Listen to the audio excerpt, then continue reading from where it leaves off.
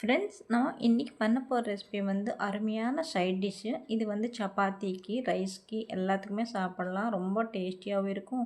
ஒரு 2 மினிட்ஸ்லேயே முடிச்சிடலாம் இந்த ரெசிபி.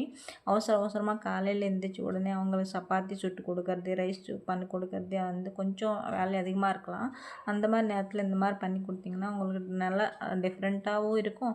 ரெகுலராக இல்லாமல் டேஸ்டியாகவும் இருக்கும்.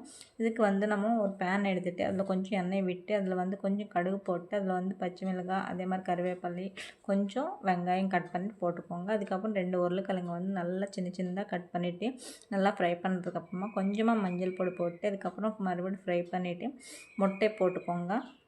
நல்லா ஃப்ரை ஆனதுக்கப்புறமா முட்டை போட்டுக்கோங்க. முட்டை போட்டு மீடியம் ஃப்ளேமில் வச்சுக்கோங்க. நல்லா ஃப்ரை ஆனதுக்கப்புறமா உங்களுக்கு காரத்துக்கு தகுந்த மாதிரி கொஞ்சம் மிளகாத்தூள் போட்டுக்கோங்க.